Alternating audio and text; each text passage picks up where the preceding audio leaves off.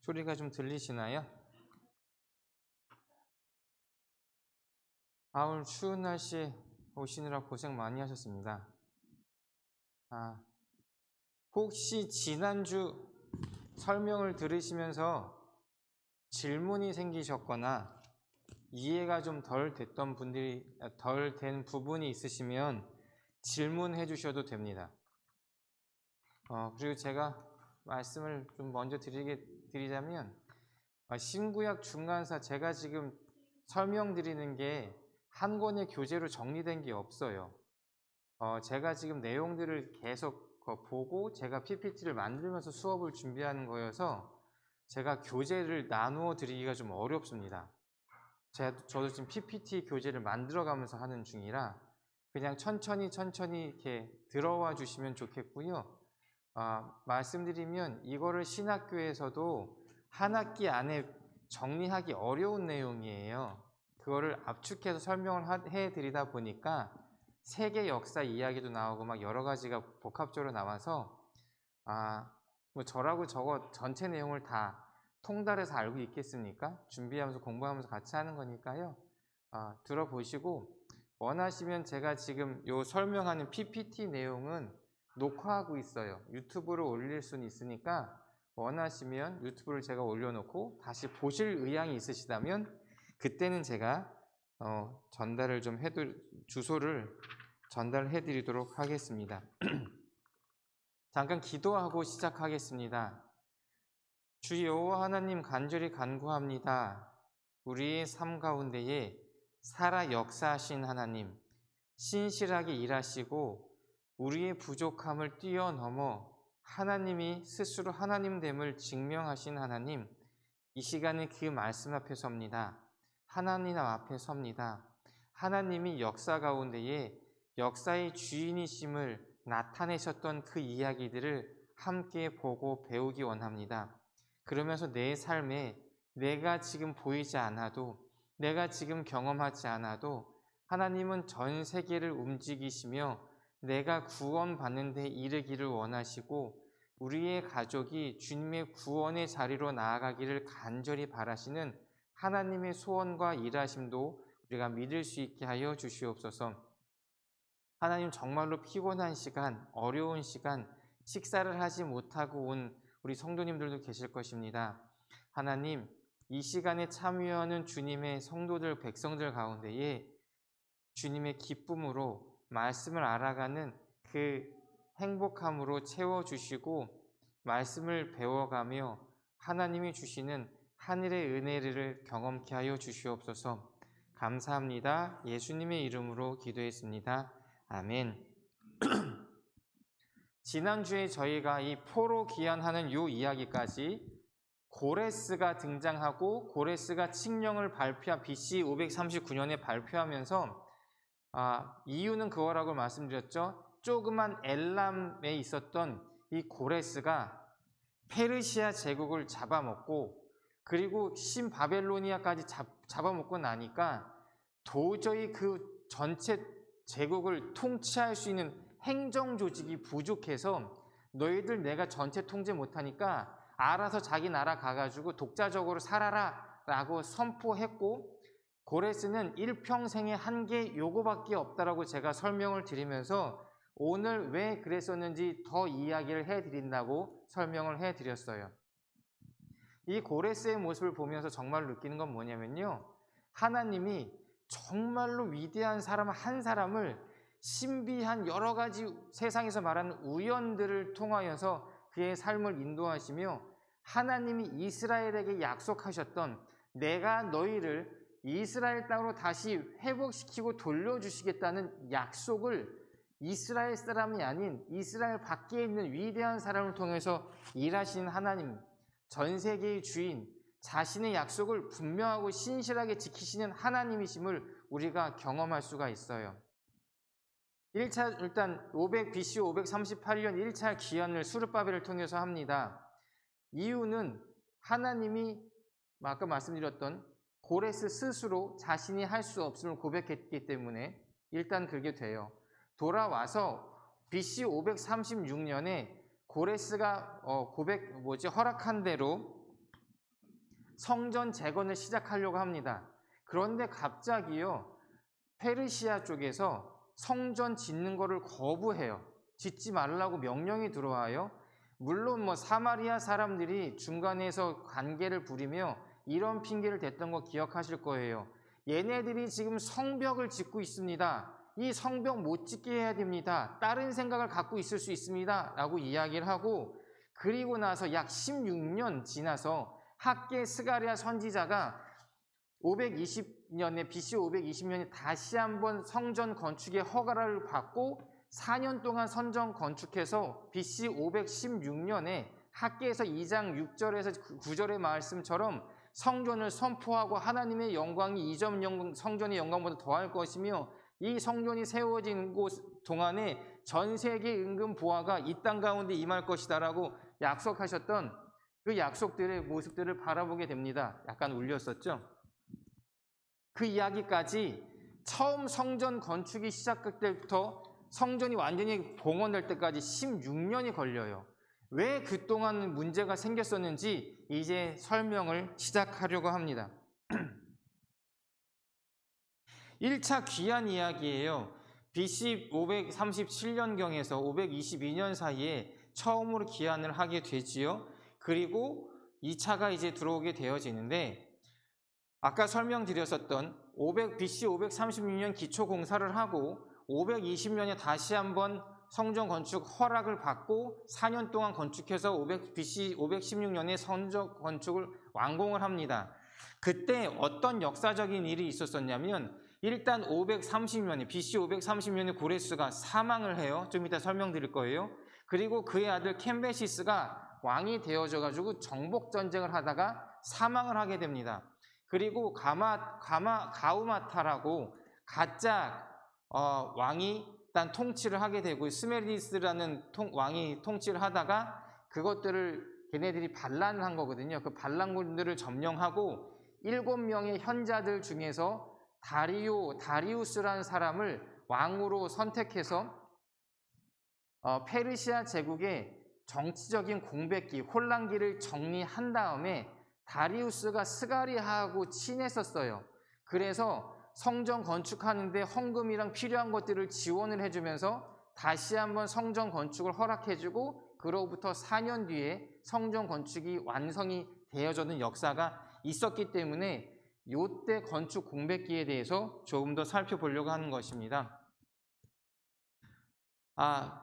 지금 고레스하고 여기 족보를 보면 밑에 다리우스라는 사람이 있는데, 이 다리우스는 원래 고레스의 삼촌이 되는 거예요. 만다네의 형제죠, 남매죠. 고레스가 페르시아를 점령하고 바벨론을 점령하고 너무나 땅덩이가 크니까 고레스는 페르시아만 정복해가지고 다스려요. 그러면 이 바벨론 땅을 어떻게 해요? 큰 제국인데, 그 당시에 대단한 제국이었는데, 그래서 자신의 외삼촌이었었던 당시의 페르시아 제국의 혈통이었던 그 다리우스 삼촌을 바벨론의 황제로 만들어 놓고 둘이서 통치를 하게 되어졌던 상황이에요. 그래서 여기 족보가 되게 애매한 게, 만단의 옆에도 이름이 다리우스가 있어야 되고 바벨론에도 다리우스가 있을 수밖에 없었어요. 그리고 다리우스하고 고레스하고 친한 관계로 연결이 되어졌어요. 이 고레스가 일단은 아까 귀환 명령을 받고 났더니 자기가 주변에 다 이제 제국을 했으니까 웬만하면 와가지고 사신들 보내서 화친을 맺고 선물을 하면서 이 족속, 봉속 관계를 주인하고 신하된 관계를 계속 와가지고 많이 맺어야 되잖아요. 그런데 그것들을 기다리고 있는데, 그 당시에 그래도 망해도 뭐라고 리디아 왕국, 돈 많았었던 금 왕국이 있었던 거 기억나시죠? 금 왕국에 크로이소스 왕이 여기에 안 보이지요? 네. 크로이소스 왕이 나이가 많았던 사람인데, 주변의 정세를 보아하니 고레스라는 애가, 젊은 애가 너무나 이렇게 크로이소스 있구나. 다리우스 11시 방의 아티스 위에 크로이소스 있죠? 저 크로이소스 왕이 나이가 많은 원로인데 돌아가는 판도를 보니까 얘 고레스라는 애가 너무나 커지는 거예요. 그리고 이 크로이소스는 얼마나 부자냐면 전 세계에서 가장 부자, 역사에서 솔로몬보다 더 부자였던 왕이었어서 얼만큼의 돈을 들여서라도 유명한 학자를 불러다가 강의를 들었던 사람이었었거든요. 정말 절대 권력의 사람이었었는데 이 사람이 보니까 안 되겠다. 얘 고레스를 이번에 한번 손을 봐야 되겠는데 이때 이 사람들은 무언가 전쟁을 하거나 중요한 일을 할 때 신탁을 받잖아요. 그래서 이 리디아 제국의 크로이소스 왕이 델피 신전에 가가지고 신탁을 요청을 합니다. 그 신탁을 요청했을 때 무슨 대답이 나왔냐면 크로이소스가 지금 만약에 군사를 일으킨다면 대제국을 멸망시키게 될 것이다 라는 요 내용만 딱 신탁을 받았어요. 그래서 크로이소스 왕의 입장에서는 자기가 힘이 있었고 지혜 있고 유명한 사람이고 돈도 많은 권력자니까 내가 그러면 내 제국이 멸망한다는 사실을 하나도 생각하고 고레스의 제국을 멸망시킬 수 있겠구나, 내가 승리하겠다는 말이구나 하고요 전쟁을 일으켰어요. 전쟁을 일으켰는데 워낙 전쟁과 전투에 최적화됐었던 사람이었던 고레스에게 지게 됩니다. 지게 돼서 결국엔 리디아 왕국이 쳐들어오다가 멸망을 하게 되죠. 그래서 리디아 왕국까지 고레스 제국으로 바뀌게 되어져요. 그래서 페르시아 제국이요 그 당시에 땅덩어리가 이만큼이었었습니다. 이때부터 제국이란 이름이 붙여질 만큼의 땅덩어리가 되었어요. 어쨌거나 적국의 왕이니까 죽여야 되잖아요. 그래서 고레스가 이 크로이소스 왕을 죽이려고 50규빗을요 대략 2m 25 정도 저보다 훨씬 높은 이만큼의 나무 제단을 쌓아놓고 거기에다 불태워 죽이려고 크로이소스를 올려놓고 이제 죽인다고 하는데 이 사람이요 그 배포가 얼마나 큰지 전혀 무서워하지 않은 거예요. 그래가지고 불을 붙이는데도 이 사람 연기가 막 타오르고 아무것도 안 보이는데 안 죽어 나가는 거예요. 그래가지고 허겁지겁 불을 끄고 크로이소스한테 고레스가 가가지고 당신도 보통 사람이 아닌 것 같습니다. 내가 당신을 나의 군사 참모로 좀 부탁을 드리고 싶습니다. 그래서 크로이소스가 오케이 하고 이제 다시 한번 정복 전쟁을 치르게 되어지는데요. 맨 처음에 이 고레스가 침략을 하려고 했었던 데가 이 오른쪽 한시 방향에 있는 마사게타이족이에요. 이 마사게타족이 분명히 와가지고 그 봉신 계약을 맺자고 와야 되는데 얘네들이 안 오는 거예요. 괘씸증에 걸려서 그래 한번 가가지고 우리 본때를 보여주자라고 나아갈 때에 여기 마사게타이족 동그라미 밑에 보면 파란색 선으로 해서 강이 있었거든요. 강이 있는데 이때 전투 전략을 할 때에 내가 강 넘기 전에 전쟁을 할지 강을 넘어서 전쟁을 할지 고민을 하고 있었을 때에 이 크로이소스 왕이 고레스에게 이야기합니다. 원래 전쟁은 첫 번째 기세가 중요해. 그러니까 우리 강을 두고 뒤에서 뭐 쪼물딱 거리지 말고 남자답게 강 건너가서 배수진 치고 죽도록 한번 싸워보자 라고 해서요 고레스가 오케이 알겠습니다 하고 강을 넘어가서 전투를 하고 있는데 이 마사게타이 종족인 사람이 보통 종족이 아니었던 거예요. 이 종족이 어떤 특징이 있냐면 왜 깨지네요. 결혼 문화는 일부 일처제인데 특징이 아내들을 여자들을 공유해요. 그래서 결혼을 내가 구혼을 할 때도 여자가 사는 집 앞에 화살통에다가 말수레 앞에다가 화살통을 그냥 걸어서 화살통에다 화살 넣어버리면 내가 너랑 결혼하고 싶다는 혼인 그거거든요. 그래서 혼인을 해요. 그런데 기마 종족이고 하다 보니까 다른 남자하고 결혼한 부인 앞에서도 그냥 가가지고 그 앞에 화살통을 놔두면은 그 여자하고 관계를 맺을 수 있는 굉장히 우리가 봤을 때는 문화적이지 않은 친사회적이지 않은 그런 분위기의 결혼 문화를 갖고 있고 더 중요한 건 장례 문화인데요. 이 장례문이 독특한 게 뭐냐면 부모님이 죽으면 그 시체하고 양 염소들하고 몇 마리를 집어넣어서 아주 푹 삶아가지고 그 죽은 유이랑 고기를 삶아가지고 삶은 것들을 식구들과 같이 나눠 먹는 것을 이 종족은요 자랑스럽게 여겼어요. 왜냐하면 우리 부모는 이만큼 건강하다라는 거에 대해서, 그리고 먹음을 통해서 부모의 지혜랑 부모의 영광이 나에게도 온다라고 생각을 했어요. 그리고 반대로 식구들이랑 같이 염소랑 같이 푹 삶아가지고 고기를 먹지 못할 만한 부모를 갖고 있으면 병약하고 연약한 부모를 갖고 있었다는 것에 대해서 수치심을 느꼈었던 게 이 종족의 특징이에요. 기마 종족이었었거든요. 무조건 싸워서 나가서 이겨야 돼요. 그리고 이때 이 사람들은요, 불에 구워서 먹지 못하는 화식을 먹지 않고 생식을 했었던 사람이니까 거의 우리가 보기에는 식인 종족인 거예요. 무시무시한 기바명들, 그런 종족이다 보니까요, 싸움에는 무식하게 싸웠던 것 같아요. 그런데 이게 고레스가 올라가가지고 싸우려니까 얘네들이 부딪혀야 싸우잖아요. 계속 몇십 리씩 뒤로 진영을 빼면서 전쟁을 안 하네요.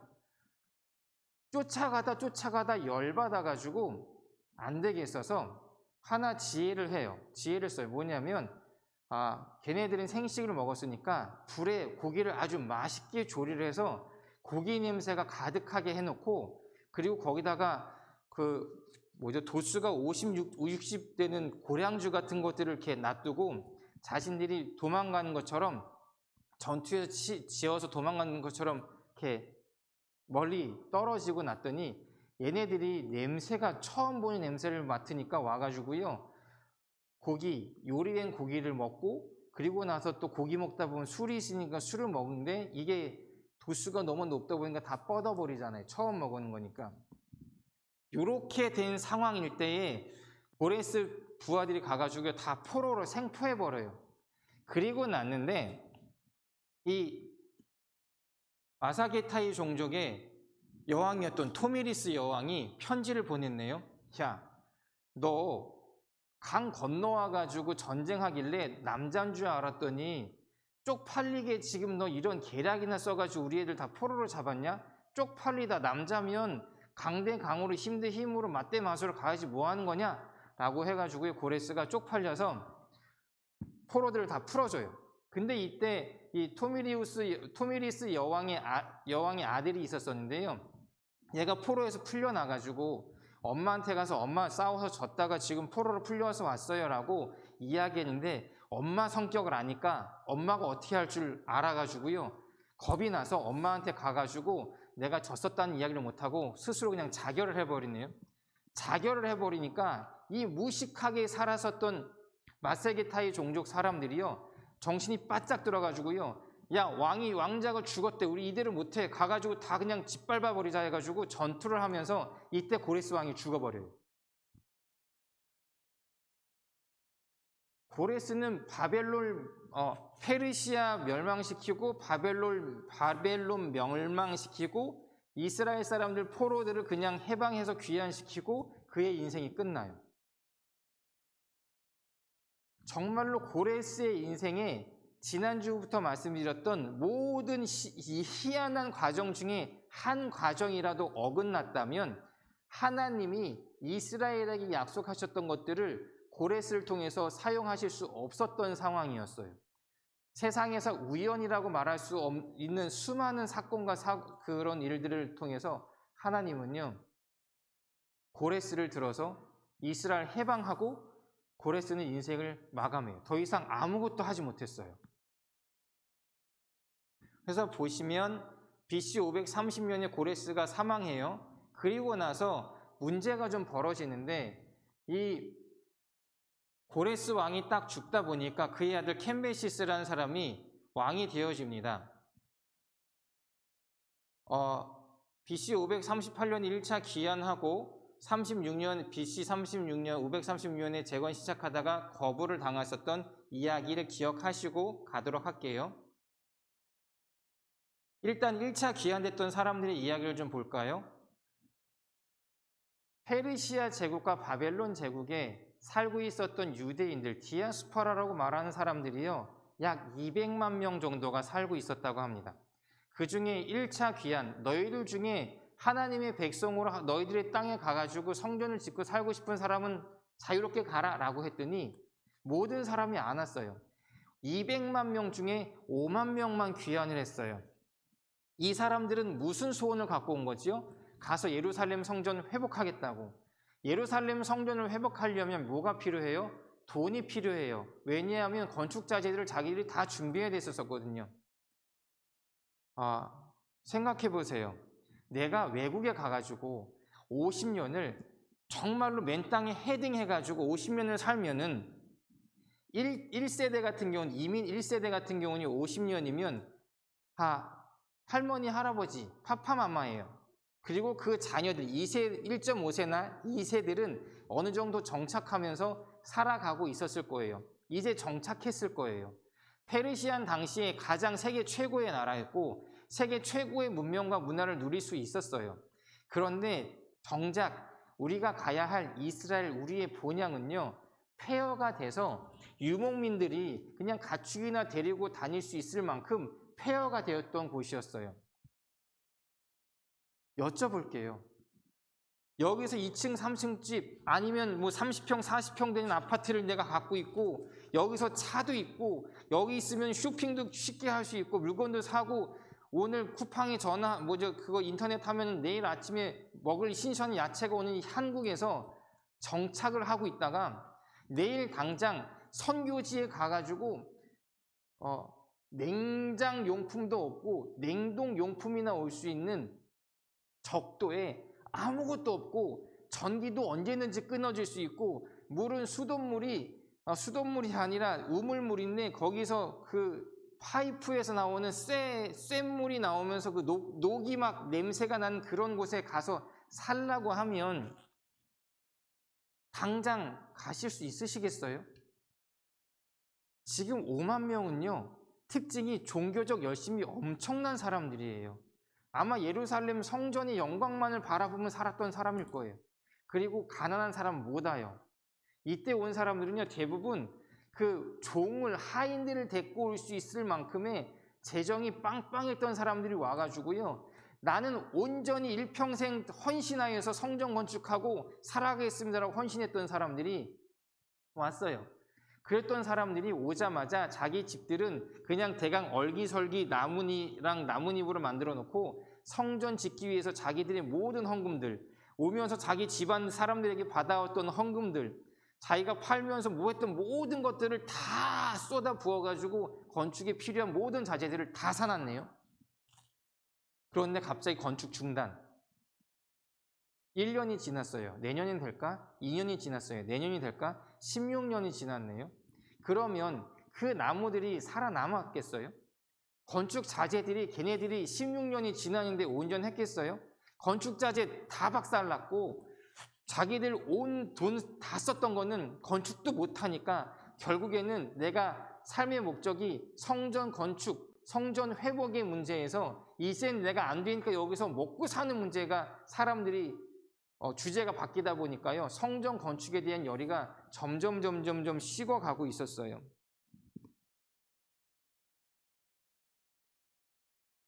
그러다가 고레스 아들 캄비시스가 왕이 되어졌는데 무슨 문제가 생겼냐면 고레스가 죽고 나서 캄비세스가 지금 왕이 되면서 무슨 문제가 나냐면 고레스는요, 정말로 절대 권력자였는데 그 절대 권력자가 죽고 나니까 여기저기서 반란의 그 움직임들이 벌어지는 거예요. 그래서 페르시아 제국에서 어떤 명령을 내렸냐면, 야, 반란이 일어날 수 있을 만한 모든 요소들을 다 제거해버리고 다 멈춰라고는 명령이 나와가지고 이스라엘 사람들이 성곽을 짓는다니까 얘네들이 우리한테 반란을 하기 위해서 자신들을 보호하는 성벽을 짓는 줄 알고 멈추게 시켰었던 것이었죠. 이 캄비세스가 그런데 성품이 되게 안 좋았던 것 같아요. 이 캄비세스가 성품은 안 좋고 이쁜 여자는 대땅만이 밝히는 남자였었는데 그 당시에 애굽에 아마시스라는 왕의 딸이요 정말로 세상에서 유명했던 절세 미인이었나 봐요. 그래서 아마시스 왕한테 편지를 보냈어요. 내가 당신 딸이랑 좀 결혼하고 싶습니다. 라고 했더니 이 아마시스 왕이요 그래도 그 애굽 왕이잖아요. 뭐라고 편지를 보냈냐면 야 그래도 격에 맞는 사람이랑 결혼을 해야지 하면서 공주를 안 보내고 식모를 보냈네요. 그래서 캄비세스가 열받아가지고 내가 아마시스를 그냥 씹어 삼켜 죽여버리겠다고 가고 있었는데 딱 갔더니 죽어버린 거예요. 이 아마시스 왕이. 그래가지고 아버지는 죽었으니까 그 아들이 왕이 됐을 거 아니에요? 그런데 캄비세스가 성격이 워낙 안 좋다고 그리고 페르시아 왕국이 엄청 세다는 얘기를 듣고 멤피스로 도망을 가요. 멤피스로 도망갔다는 얘기를 듣고 캄비세스가 멤피스를 쫓아가가지고 야 너희 아버지 어디다 장사했니? 내가 너희 아버지한테 가가지고 그래도 장례라도 해야 되지 않겠냐? 인사라도 해야 되지 않겠냐? 라고 속이고 나서 그 아들내미가 아버지 시신이 있는 곳을 알려주니까 이 캄비세스 가가지고 부간참시 시체를 꺼내가지고 갈기갈기 조각내가지고 그냥 갖다 버리는 만행을 저질러죠. 그래서 이때부터 페르시아 지역하고 애굽 지역은요 화해할 수 없는 관계로 무너져 버렸어요. 그리고 이 캄비세스도 어느 정도 자기가 제국의 왕이 되다 보니까 다른 나라에서 알아서 굽신굽신 기어와야 되잖아요. 그런데 딱 보니까 에티오피아라는 지역, 구스라는 지역에서 사신을 안 보내네요. 그래가지고 캄비세스가 사신 보냈어요. 너 지금 우리한테 와서 인사 안 해? 그랬더니 이 에티오피아에서 답방을 보내면서 활을 하나를 선물하는데 이게 활이 엄청 컸고 되게 무거웠었나 봐요. 그래가지고 캄비세스가 활을 들고 이거 나한테 쏴보라는 거야? 지금 힘자랑 해보자는 거야? 활을 쫙 당기는데 안 당겨지네요. 신하들 앞에서 얼마나 쪽팔렸겠어요. 근데 옆에 스메르디스라는 동생이 서 있다가 아우 형님 안 되시면 저 한번 해봐도 돼요? 라고 활을 잡더니 활을 당기는데요. 쭉 당기네요. 쪽팔리잖아요. 쪽팔려가지고 이 캄비세스가 야 원정 시작! 가가지고 쟤네들 다 밟아버리자! 라고 해서 정벌을 시작을 하고 있는데 아무리 생각해도 이 동생 스메르디스가 가면 내가 쪽팔린 일 당했는데 부하들이 얘 말을 더 멋있게 볼 것 같아가지고 야 안 되겠다. 너 지금 우리나라가 비어있으니까 가가지고 우리나라 좀 잘 정리하고 있어 라고 해서 동생을 내보내고 암살자를 붙여가지고요 동생을 죽여버려요. 아주 나쁜 놈이죠. 그리고 나가지고 지금 에티오피아까지 전쟁을 하러 가려고 하는데 전쟁을 하려면 전쟁 준비를 하고 지형도 조사를 하는데 아무것도 안 하고 그냥 홧김에 전쟁을 시작했기 때문에 가도 사막이다 보니까요 풍토병에 뭐 물에 먹을 거 없어가지고 사람들이 병사들이 하나씩 다 죽어가네요. 그러다가 여동생이 약간 뭐라고 얘기를 했어요. 오빠 지금 준비도 안 하고 뭐 하는 거냐고 그랬더니 동생을 어떻게 했을까요? 걔도 그냥 죽였겠죠. 그리고 계속적으로 가고 있는데 갑자기 본국에서 연락이 온 거예요. 스메르디스 왕의 왕명을 받아라 어명이다 라고 이야기를 하고 났더니 자기 동생 이름이잖아요. 화가 이만큼 나가지고 반란이 일어났네. 칼을 뺀 다음에 야 다시 되돌아가가지고 우리 지금 반란 일으키면 다 갖다 잡아 죽이자 라고 다시 회군 명령한 다음에 칼을 집어넣는데 잘못 집어가지고 칼집에 안 넣고 자기 허벅지를 찔러버린 거예요. 이 사람이 파상풍으로 죽었네요. 죽고 났더니 그 다음에 무슨 일이 벌어지냐면 성경에 보면 다리우스 왕이 7모사라는 사람들이 나와요. 에스라 7장 14절에도 보면 너는 내 손에 있는 내 하나님의 율법을 따라서 유다와 예루살렘의 형편을 살피기 위하여 왕과 7 자문관의 보냄을 받았다라는 이야기가 나오는데 이 페르시아 지역에서는 왕이 있으면 주변에 7인 현사들을 똑똑한 사람들을 세워놓는데요. 이 7명의 왕이 지금 왕이 죽으니까 가가지고 나라를 다시 회복을 시켜야 되잖아요. 반란군이 일어났다는데 그런데 페르시아에 들어가가지고 7 모사가 그 중에 한 명의 딸을 보내가지고 이렇게 시켜요. 야 지금 왕을 좀 찾아뵈가지고 그 왕이 귀가 있는지 없는지 좀 보고 와, 살펴보고 와 라고 질문을 합니다. 왜냐하면 그 당시에 스메르디스가 2명이었었거든요. 아까 캄비세스의 동생이 스메르디스하고 그 친척 중에 스메르디스랑 얼굴도 비슷하고 이름도 똑같은 또 하나의 사람이 있는데 그 사람이 귀가 없었었대요. 그래가지고 귀가 있는지 없는지 분별을 했는데 귀가 없었어요. 정말로 스메르디스 동생, 친동생은 죽은 거고 가짜 스메르디스가 반역을 일으켜가지고 정복을 하고 났더니 안 되겠다. 7 현자들이 그냥 우리 반란군을 진압하자 해서 진압을 시키고 그리고 나서 정리를 해야죠. 한 명의 왕을 세울 건지 아니면 7인의 공동체제로 갈 것인지 결정을 하고 있는데 이 사람들 입장에서는 7명 중에 누가 왕이 돼도 다 할 만한 사람들인 거예요. 그래서 나이가 너무나 많은 원로 한 명만 빼놓고 6명이서 어떻게 결정했냐면 그냥 우리 말 타고 가다가 말이 달리다가 말 중에 처음 이렇게 소리 지르는 말이 있으면 그냥 그거 타고 있는 사람이 왕이 됩시다 라고 결정을 하고 가고 있는데 다리우스가 탔었던 말이 2발만 들고 앞발을 올리면서 소리를 쫙 지르고 나니까 사람들이 만장일치 박수로 그냥 다리우스를 왕으로 섬기게 되어집니다. 이 다리우스가 학개서하고 스가랴서에 나오는 다리오 왕이 되어지는 거예요. 아까 고레스의 외삼촌 다리우스하고는 지금 다른 사람이라는 거 제가 좀 확인해드리고 가도록 하겠습니다. 다리우스가 스메르디스 밑에 다리우스가 되는 거예요. 근데 이 다리우스라는 사람이 보통 사람은 아니에요. 대단한 사람이에요. 어떤 업적을 만들었었냐면 그 당시에 지금으로부터 약 2,500년 정도 되는 2,300년 정도 되는 거죠. 고속도로를 만드는데요. 리디아 왕국 사르디스라는 수도에서 엘람 왕국 수산이라는 수도까지 1000년 대에서 가지고요. 고속도로를 만들어요. 그게 어느 길이냐면 노란색 길이거든요. 지금 리디아 왕국의 사르디스에서 엘람 왕국의 수산까지 저 길이를 2000km인가를 고속도로를 지금 만들어 놓고요.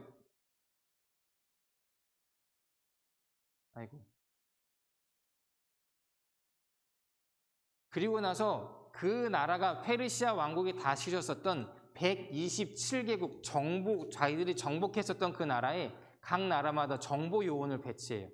그리고 우체국 제도를 만드는데 파발마 제도 우리나라도 있었잖아요. 말이 60km로 달리다가 그 말이 더 이상 헥헥거려서 못 달리게 될 쯤에다가 또 다른 그 파발마 말을 바꿔 탈 수 있는 곳을 만들어서 그 당시에 다리우스 왕이 여기 땅 시작하면은 그 사람의 말이 60km 속도로 전 세계 127개국에 전파될 수 있도록 우체국 제도를 만들어 놨고요. 이 사람이 수르바벨 절친이어서 제2성전에 수르바벨 성전에 자금을 지원하게 되고 그래서 수르바벨의 성전이 되어집니다. 그리고 이 다리우스가 어디서 나왔냐면 에스라서에서 다스네 총독이 그때 예루살렘 이스라엘 지역의 총독이었었는데 이 다리우스 왕이 성전을 건축하도록 허락했는지 안 했는지 내가 다리오의 왕의 편지를 확인하겠다고 했었던 이야기가 에스라서에 나오는데 그때 다리오 왕이 이 다리우스예요. 그래서 고레스가 530년에 사망하고 전국의 정치 상황이 너무나 뒤숭숭하다 보니까 누구도 반역이 일어나면 안 되다 보니까 성전 재건을 하고 있었던 이스라엘의 성전 건축이 중단되고 그 정치적 혼란기가 16년 만에 정리가 되고 다리오 왕이 통치를 시작하게 되면서 학개와 스가랴를 통하여서 다시 한번 성전 건축이 허가가 됐고 4년 만에 성전을 건축할 수가 있었던 거예요. 이 수르바벨 성전의 봉헌식이 이제 시작이 되어집니다. BC 516년에 성전이 건축되어지는데 이때 수르바벨 성전의 특징은요. 언약궤가 없어요. 수르바벨 성전의 특징입니다. 그런데 아까 536년에 건축을 시작했다가 BC 520년 약 16년 동안 건축에 대한, 성전 건축에 대한 열망을 갖고 있었던 사람들이 16년을 살아가면서 결국에는 먹고 살아야 될 문제가 시급하다 보니까 성전 건축에 대해서, 성전 건축 헌금에 대해서 잘 내고 싶지 않잖아요. 한번 실패한 경험이 있으니까. 이때 등장한 사람이 학계예요. 학계는요, 그 당시에 부흥사 스타일의 목사님 스타일이었어요. 그래서 학계서를 보면 어떤 이야기가 나오냐면, 학계가요, 그 당시에 성전, 스룹바벨 성전을 짓기 위해 가지고 사람들이 이렇게 선포합니다.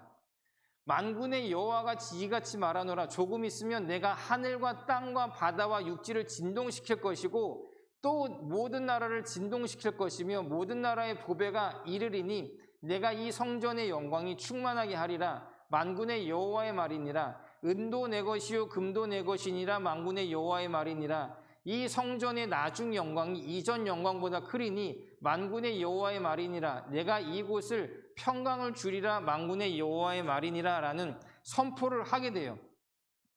이스라엘 사람들은 이 얘기한 거예요. 야, 이 성전이 지어지면 하나님 이렇게 약속하셨어. 솔로몬의 성전에 가득했었던 그 영광보다 이 스룹바벨 성전이 봉헌되어지면 더 큰 영광이 있을 거래. 구름으로 가득 차가지고 그때 레위인들 아무것도 움직이지도 못할 만큼 하나님의 영광이 임했었잖아. 너희들 기다려봐. 이 스룹바벨 성전 되면 그것보다 더 가득한 영광이 임할 거래. 그리고 이 성전이 다 성전이 봉헌되어지면 전 세계에 있는 금도 하나님의 것이고 은도 하나님의 것이고 모든 것들이 이 예루살렘으로 다시 다 오게 된 것이래. 야, 기대해.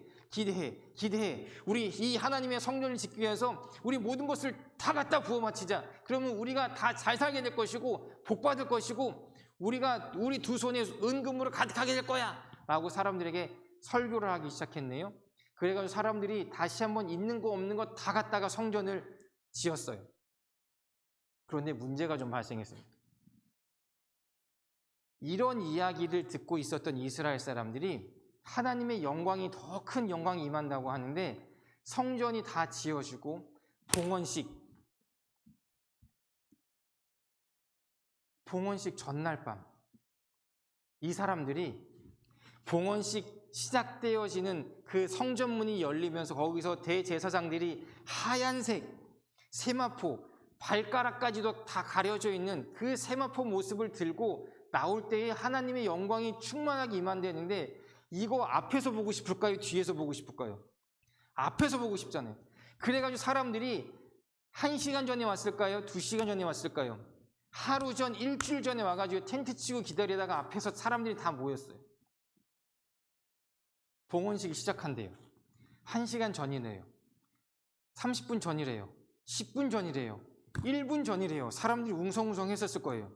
야, 이거 정말로 보는 거야? 우리가 보는 거야? 앞자리에 있었는데 보는 거야? 성전문이 열리고 대제사장들이 그 예복들을 다 입고 하얀 그 세마포들 입고 쫙 나오게 됩니다.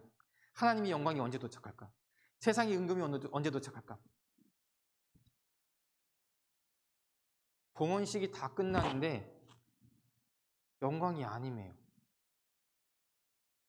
혹시 봉헌식 끝나고 1시간 뒤에 오면 어떡해요? 안 갔겠죠. 2시간 뒤에 오면 어떡해요? 하루 뒤에 오면 어떡해요? 사람들이 계속 지켜보고 있었어요.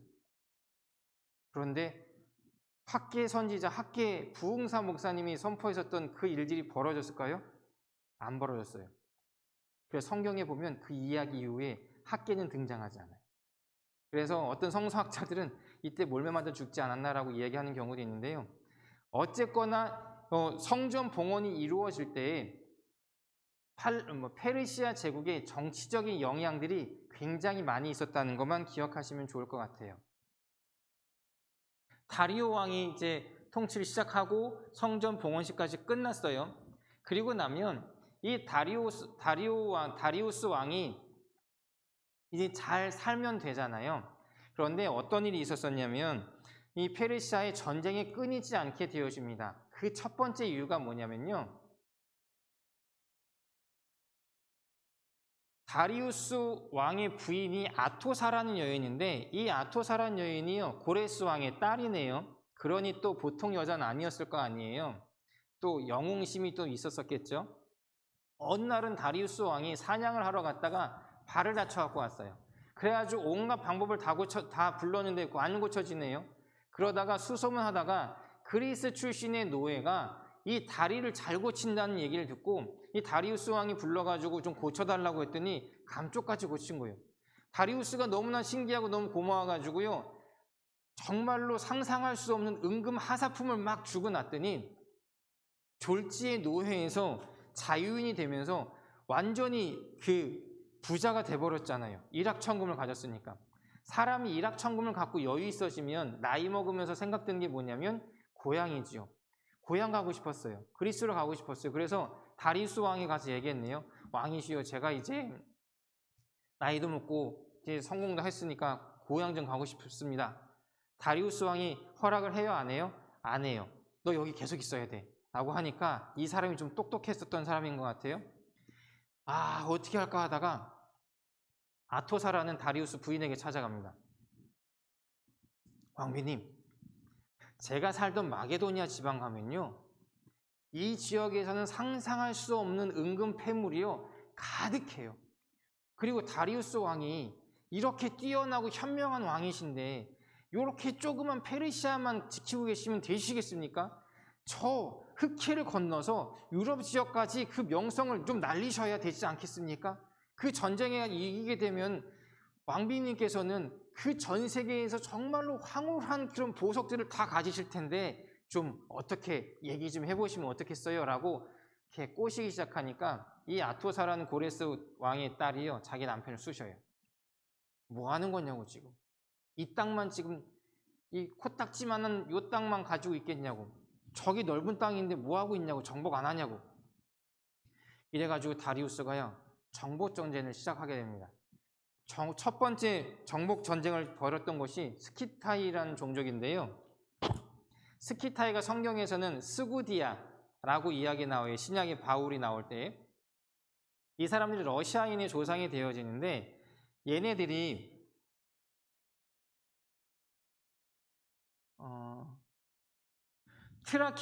트라키아 지역 위쪽으로 계속 도망을 가기 시작을 하는 거예요. 도망을 가는데 얘네들이 좀 치사한 방법들을 많이 쓰는데요. 자기들이 이제 싸우진 않고 계속 피하고 도망 다니면서 자신들이 사용했었던 우물물에다가 자신들의 분뇨를 다 갖다 퍼부었어요. 벌판에다 풀떼기 하나도 없이 다 쓸어버리고 갈림길이 있으면 꼭 여기 가는 것처럼 했다가 반대길로 가가지고 계속적으로 속임수를 쓰다 보니까요, 이 다리우스 페르시아 군대가 얘를 쫓아가려면 이 길로 갔다가 저 길로 갔다가 가는 데마다 물 먹으려면 분뇨만 냄새가 가득하고 팔이 막 날리고 벌판에 풀떼기라도 뜯어먹으려고 그러면 아무것도 없고 뭐 하나 사냥해서 잡아먹으려면 싹쓸이 해버리고 가도 안 되다 보니까 싸움을 못하다 보니까 쫓아가다 싸우지도 못하고 병사들만 반동강 나가지고 돌아왔어요. 이게 전쟁도 못하고 병사들은 절반 이상이 죽고 다 풍토병에 걸려가지고 오게 되면 백성들이 원망이 얼마나 심하겠어요. 당장 내 남편이 죽었는데, 내 아들이 죽었는데, 내 애인이 죽었는데 원망이 다 왕한테 갈 거 아니에요. 스트레스를 너무나 많이 받은 거예요. 그런데 요 스키티아 종족 같은 경우는 나폴레옹 전쟁 때도 이 나폴레옹이 러시아 정벌할 때 똑같은 전법을 썼어요. 그래서 그 나폴레옹이 러시아 정복 전쟁하고 실패하고 돌아온 다음에 나폴레옹이 몰락하는 일이 벌어지는데요. 이때도 다리우스 왕이 몰락하기 시작을 해요. 몰락을 했으니까 이제 다시 한번 내가 내 명성을 올려야 되잖아요. 그럼 스키타이 못하니까 그럼 내가 곧바로 그리스 조그만 나라 가가지고 한번 정복해야지 라고 해가지고 페르시아에서 10만 대군을 만들어가지고요, 배를 실어가지고 그리스 마라톤 평야 쪽으로 진행을 하고 있습니다. 이때 아테네에서는요, 밀키아데스라는 장군이 군사가 9,000명밖에 안 됐어요. 10만 명 대 9,000명, 약 10대 1이잖아요. 10대 1도 안 되잖아요. 그러니까 맘 놓고 항구에다 배 대고 야 우리 물품 풀어 이러면서 천천히 풀고 있는데 이때 아테네 군들의 무기는 긴 창이에요. 아주 긴 창. 그리고 페르시아 병사들이 주된 무기들은요 다 활이었어요. 그래가지고 어차피 멀리서 오면 우리 집 내려놓고 딱 봤더니 10대 1인데 웬만하면 싸워 이기자의 남자들이 10대 1이면 가가지고 그냥 하면 되는 거니까 야 여유 있게 짐 풀고 있어 라고 하는 사이에 이 밀키아데스 아테네 장군이요 야 빨리 가가지고 진격해 해서요 급습을 하면서 페르시아 사람들 병사들을 다 창으로 찔러 죽여버린 거예요. 왜냐면 멀리 거리가 멀면 활이 먼저 우선이니까 활에 맞아 죽겠는데 얘들이 활 들고 쏘기 전에 말 타고 들어가가지고 다 찔러 죽였었던 거죠. 얘들이 허겁지겁 놀래가지고 배에 다 다시 타가지고 야 안 되겠다 그럼 아테네 쪽으로 배 타고 돌아가자 하고 있는데 정말로 신기하게도요 이 분명히 마라톤 평야에 있었던 평지에 있었던 애들이 갑자기 배 타고 아테네에 도착하는데 그 앞에 항구 앞에 절벽 위에 다 서 있는 거예요. 페르시아 애들 놀래가지고 도망을 가게 됐어요. 그리고 이 사건 두 번의 전투에서 져서 사람들의 원망을 받다가 그것 때문에 스트레스를 받아가지고 병이 걸려서 다리우스 왕도 죽게 됩니다. 그리고 이 마라톤 평야에서 우리가 알고 있는 마라톤이 되어지잖아요. 피데스라는 사람이 이 아테네 마라톤 평야의 승리를 전하려고 약 40km, 100리 정도 되는 거죠. 100리 정도를 달려가가지고 전해주고 죽게 되어서 마라톤이 시작됐다는 기원이 이 마라톤 평야 전투에서 시작이 되어지는 겁니다. 부인의 말 잘못 듣고 전쟁하러 갔다가 다리우스는 죽었어요. 네. 여기 여자분들이 많이 계셔서 그러시지만 자신의 욕심을 위하여 남자를 조종하지 마세요. 아셨죠? 그러시면 큰일 나요. 그래서 486년에 다리우스 왕, 다리오 왕이 죽고 아하수에로 왕이 통치를 시작하게 됩니다. 이 아하수에로 왕이 누구냐면 크세르크세스라고 불려지고 우리가 에스더 성경에 나오는 에스더의 남편이에요. 300이라는 영화를 보시면 이 크세르크세스 아하수에로 왕의 모습이 나오는데요. 이렇게 온몸에 피어싱을 하고 와요. 정말로 무섭고 징그럽게. 에스더가 이 사람이랑 살려면 얼마나 힘들었었고 첫 번째 부인이었었던 와시디 왕부는 얼마나 힘들었을까 싶은데 이 사람들 결국에는 자신의 아버지가 이루지 못한 꿈들 부하들이 막 부추겨가지고 전복 정쟁을 가게 되어지는데 이 아수에로 왕에 대한 이야기를 좀 더 하도록 하겠습니다. 맨 처음에 제가 빨간 표시를 한 데가 이 테르모필레라는 지역인데 여기서 첫 번째 전투를 하게 되어져요.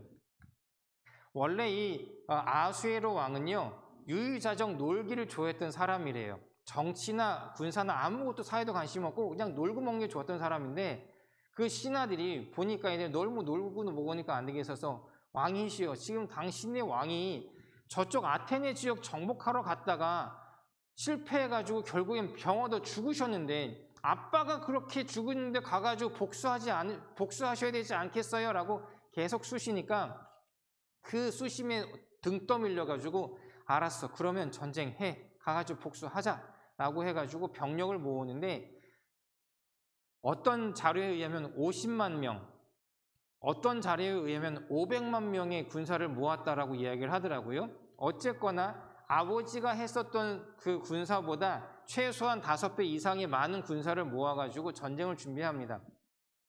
그러려니까 페르시아 전역에서 다 와야 되잖아요. 그 넓은 땅덩이에서 사람들이 다 모여 올래니까 그 장군들이 끌고 있는 전체 병력이 모이는데 1년 걸렸대요. 그리고 다 모였으면 이제 전쟁 나가려면 자기 각자마다 그 포지션들이 있어야 되잖아요. 너는 전장군, 우장군, 너는 호위장군 이런 것들을 병참 맡아라. 이것들을 하면서 그 출정식을 준비하면서 그 역할들을 배분하는 출정식 기간이 6개월 걸린 거예요. 어마무시한 그 축제, 그 전쟁 준비가 이루어졌던 것이지요. 처음 전쟁이니까 꼭 이겨야만 했었어요. 처음 전쟁이니까 왕권이 병사 한 명 한 명까지 권위가 다 들어가야 되는 상황이었어요. 그래가지고 한참 흥이 겨워질 때에 첫 번째 왕비인 와시디를 부르지요. 와시디 왕비 당신이 와가지고 우리 축제하는데 흥을 좀 돋아주시오 라고 얘기를 했는데 요때 춤을 출 때는 여자들이요 지금처럼 공연복을 입는 게 아니라 홀라당 벗으면서 춤을 춰야 되는, 칼춤을 추거나 이뤄야 되는 상황인 거예요. 내가 왕인데 지금 애들 쫄개들 앞에서 옷 벗고 지금 나 칼춤 추라고? 이 양반이 정신이 나갔나? 거부를 했죠. 그랬더니 옆에서 쑤셨어요. 뭐라고 쑤셨어요?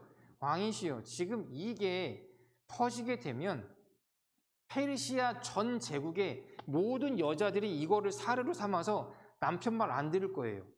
만약에 그렇게 되면 그 사람들이 왕 당신의 말 듣겠어요? 이 왕비를 이대로 두면 당신의 권위가 다 무너지니까 이 왕비 폐위시켜버리세요. 그래서 폐위를 시키고 그리고 나서 전쟁을 떠나요. 그런데 테르모필레 전투에서 어떤 일이 벌어지냐면 맨 처음에는 아테네 지역에 들어가가지고 이게 300이라는 전투에 나오는 그런 장면인데 요 밑에가 지금 페르시아 사람들이 지금처럼 두건 같은 거 쓰고 엄청나게 많은 사람들이 군사들이 저 뒤에서 가득 빽빽하죠. 몰려오고 있고 저 오른쪽에 있는 게 아테네 지역의 사람들의 군사 모습들이었어요. 맨 처음에는 광활한 곳에서 전투를 시작을 하다가 점점 길이 좁아지는 협곡 쪽으로 이 사람들이 돌면서 절벽길을 따라서 돌는 곳으로 후퇴를 하면서 전략을 세웠는데 맨 처음에 이만한 길에서 협곡으로 이렇게 좁아지다 보니까 병목 현상이 생기잖아요. 그래가지고 앞에 있는 기마부대부터 하나씩 좁은 길로 들어가기 시작하는데 절벽을 따라가다가 절벽에서 코너가 되어지는 곳에서 얘네는 긴 장창 들고 있는 애들이라고 했잖아요. 기마병이 꺾어서 들어오면 창으로 찔러 죽이고 밑에 있는 그림이에요. 찔러 죽이고 거의 이러면서요. 앉아가지고 페르시아의 기마병들을 다 싸그리 전멸을 시키고 있을 때 이 아테네에서 한 명이 배신을 해가지고 결국엔 비밀 통로를 통해서 페르시아한테 패망을 하게 되는 이야기가 영화 300에 나오는 이야기죠.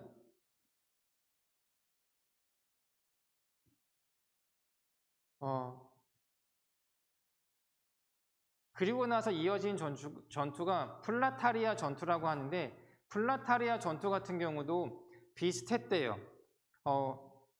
해협을 통해서 넓은 곳에 있다가 좁은 곳으로 가면서 전쟁을 하게 돼가지고 많이 죽게 되었었고요.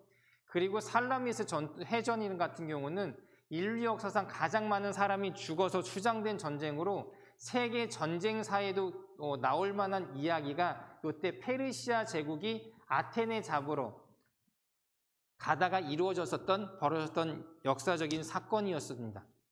전쟁이랑 역사 얘기 나오면 별로 안 좋으시죠?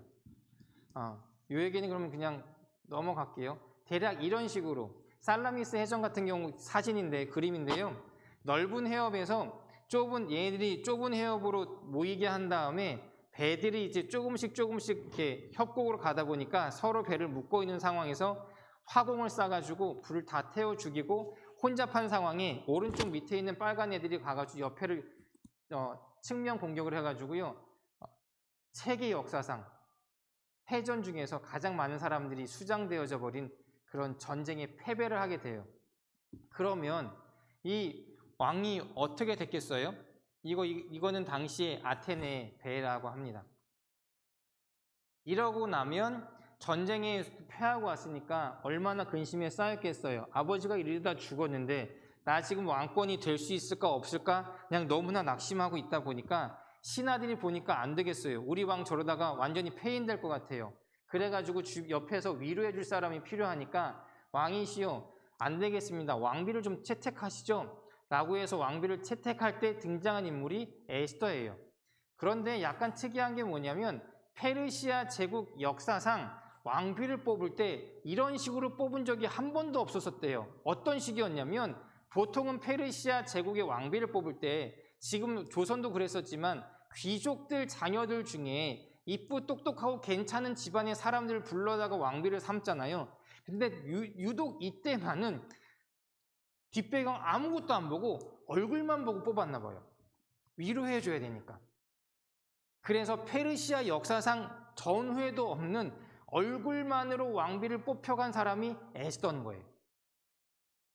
만약에 이 아하수에로 왕 같은 의 삶에서도 그리스 전쟁에서 패하지 않거나 너무나 낙심해가지고 그 사람들이 지금까지 왕비들 뽑는 기준을 다 버리고 얼굴 하나만으로 뒷배경 없이 뽑는 일을 하지 않았던들 에스더는요 왕비가 될 수가 없었어요. 역사의 순간 가운데 한순간이라도 어긋났다면 성경에서 일어난 일들이 다 일어날 수 없었다는 겁니다. 왕비가 BC 479년에 왕비로 채택을 되고요. 결국에는 아하수에로 왕도 죽고요. 아닥사스다 왕이 이어서 왕이 됩니다. 이때가 에스더가 나왔던 이야기란 거고요.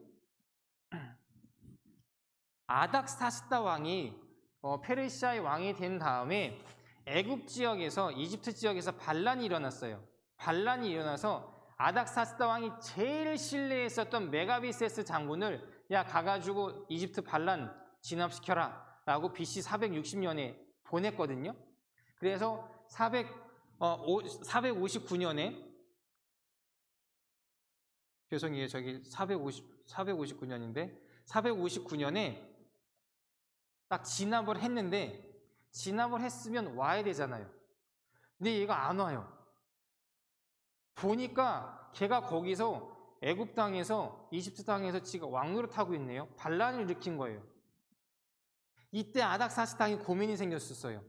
왜냐하면 그때 이 팔레스타인 지역, 이스라엘 예루살렘 지역은요, 아까 말씀드린 완전히 폐허가 돼서 유목민들이 그냥 가축들이나 데리고 다닐 수 있을 만큼 완전히 광활한 폐허가 되어버렸었거든요. 성벽도 없어요. 아무것도 없어요. 그냥 애굽에서 전차 부대가 요이 땅 하게 되면은 이 페르시아 땅까지 그냥 쳐들어오게 되는 거예요. 고민하다가 야, 안 되겠다. 애굽하고 페르시아 사이에 있는 이 팔레스타인 땅에 뭔가 걸림돌이 될 만한 것들을 좀 만들어야 되겠다. 라고 해서 그 땅에 살던 이스라엘 백성들을 포로들을 다시 귀환시켜버려서 야 거기 가서 집 짓고 살아. 이유는 뭐라고요? 애굽에서 반란군들이 페르시아 곧바로 진격하지 못하게 하려고. 그래가지고 2차 포로 기한이 458년에 이루어져요. 메가비세스 장군이 반란을 진압하고 1년 동안에 기다리고 있다가 걔가 반란을 다시 일으키니까 그 다음 1년 뒤에 2차 포로 귀환을 통해서 메가비세스가 아닥사스다 왕, 페르시아 왕에 직접적으로 공격하지 못하도록 방어막을 만드는 거예요. 2차 포로 귀환의 이유는 아닥사스다 왕의 방어막 기지였었어요. 그리고 났는데 얘가 메가비세스 장군이 BC 449년에서 BC 445년까지 지가 계속적으로 통치를 하고 있다가 갑자기 BC 445년에요. 메가비세스 장군이요. 반란 포기를 해요. 그냥 항복하고 들어와요. 그러니까 내가 믿었던 놈이니까, 제일 믿었던 놈이니까 그냥 인정을 해주는데 또 아닥사스다 왕이 고민이 생기는 거예요. 야, 이거 내가 제일 믿었던 놈도 이렇게 반란을 벌일 수 있으면 나중에 애굽에 있는 제국이 다시 한번 일어나가지고 얘네들이 힘을 보면 언제든지 그냥 뚫고 들어올 수 있는 거 아니야? 안 되겠다. 그냥 걸림돌이 될 만한 사람들 집 갖고는 안 되겠으니까 최소한 성벽 같은 게 있어서 지들이 그러니까 페르시아 가려면 팔레스타인을 점령하고 가야 되니까 지들이 공격당하는 게 싫으면 지들이 방어막을 쳐가지고 어느 정도 전쟁을 치르면서 자신들이 복수전 전쟁을 준비할 수 있는 시간을 벌 수 있는 공간이 필요하겠구나, 구조가 필요하겠구나 해서 느헤미야한테 3차 귀환을 명령을 하고 가가지고 시켰던 게 뭐냐면 야 빨리 가서 성벽 지어 라고 해서 느헤미야가 3차 귀환을 허락을 받고 와가지고 성벽을 짓게 되어졌던 이유예요. 1차, 2차, 3차 포로 귀환 모두가요. 전 세계를 움직여줬던 제국들의 정치적인 이유가 굉장히 연관이 있어요. 그냥 이유가 아니에요. 하나님이요. 전 세계의 주인이 되셔서 모든 상황들을 이끌어 가셨다니까요. 이 메가비세스 장군이 가장 신뢰도 받았던 놈이 왜 갑자기 반란을 했겠어요? 갑자기 반란해가지고 자기가 떵떵거리면 잘 살다가 아무 이유 없이 그냥 반란 포기하고 항복하고 들어온 이유는 또 뭐였어요? 이것을 통해서 우리들이 고백할 수 있는 게 그거예요. 내가 하나님의 말씀에 불순종해서 나는 주님의 뜻대로 살지 못하고 혼란과 곤고한 가운데 있을지라도 하나님은 나를 회복시키시기 위하여 내 주변에 있는 상황들을 다 몰아가신다고요. 힘드세요. 힘드실 거예요. 걱정되는 거, 괴롭고 혼란스럽고 내 생활이 왜 이러지? 하나님께 벌 받았나? 왜 이러지? 라고 하는 모든 많은 상황들이 있으실 텐데요. 하나님은 하나님의 백성을 절대 포기하지 않으세요. 멸망을 받아가지고 자기 땅으로부터 쫓겨난 에덴 동산에 쫓겨난 아담과 하와도 하나님은 절대 포기하지 않으세요. 그들과 함께 하시고 그들을 회복하시려고 일하시는 게 하나님이세요. 그러다가 페르시아하고 이 아닥사스다 3세하고 마지막에 전투를 하게 되면서 알렉산더가 이기게 되고 이제 알렉산더 그리스 중심의 이야기가 진행이 되어집니다.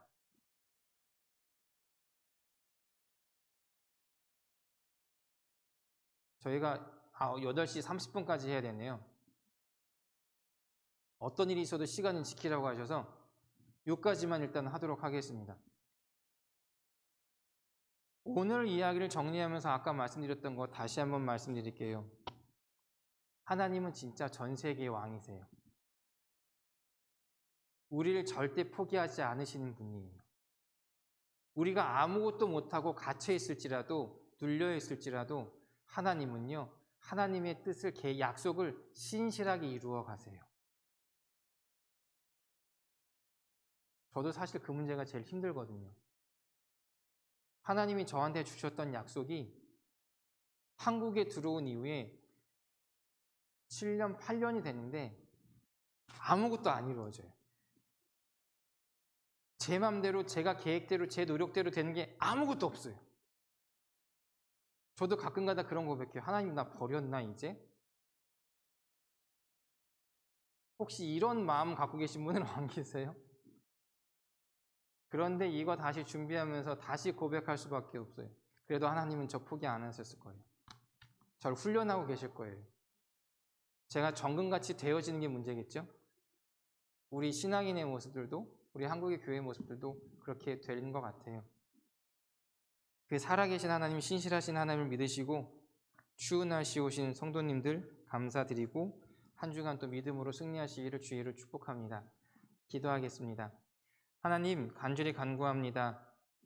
하나님 우리를 잊지 않으십니다. 하나님 우리를 절대 떠나지 않으십니다.